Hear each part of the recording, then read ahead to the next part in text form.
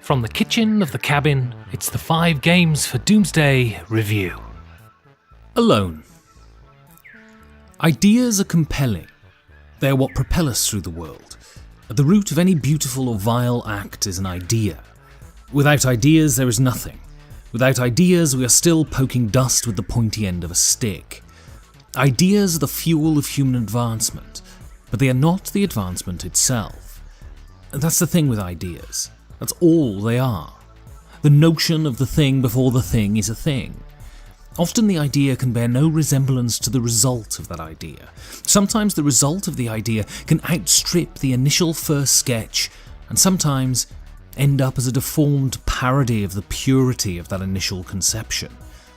On the journey from idea to final destination, there are many crossroads, and an idea can sometimes find itself at the closed end of a cul-de-sac of unintended consequences. What seems like a wonderful idea can fall down in execution and end up being something else entirely. Alone from Horrible Games is a wonderful idea that has failed in the execution.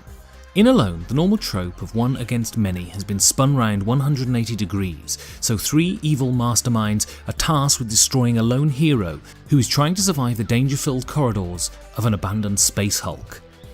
Play is based around the hero's turn, with the evil players playing reactions that will spawn monsters or move them towards the hero with the hope of dragging them down before they reach their goal. The hero draws 3 goal cards at the beginning of the game and has to achieve 2 of them to win. These goals usually require finding a room in the ship and performing an interact action to succeed.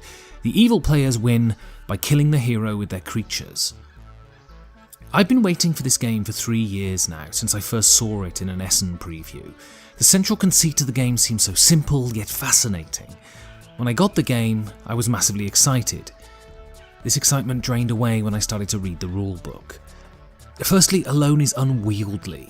Whether this is born out of a wish for mechanical verisimilitude or from a feeling that games like this should have a lot of rules, Alone is fiddly to the point of frustration. What seems like a simple set of actions are bogged down with exception and sub-exception, and even though I've played the game a few times now, every game is still taken up with endless rule consultation, and this over 3 different rule books. In the game's defence, the rules are in one of the books somewhere, but the flow of the game is constantly interrupted by the flipping of pages. This is a game that is the opposite of elegant. What really hurts Alone, though, is its central conceit. The very concept that attracted me to the game in the first place. The Overlord in a dungeon crawler is always a tricky proposition. Are they player or facilitator? Is their role more akin to that of a DM or a true adversary? In Alone, the evil players are relegated to facilitating the experience of the hero, and each player that is added to that mix dilutes their experience further. This is a game that works best at 2, but even then, as the evil player, you feel more like a bookkeeper than an actual player. The original idea is a good one, but the idea has been crushed under the weight of so many unintended consequences. The evil player's role is to seed monsters and play reactions to the hero's actions.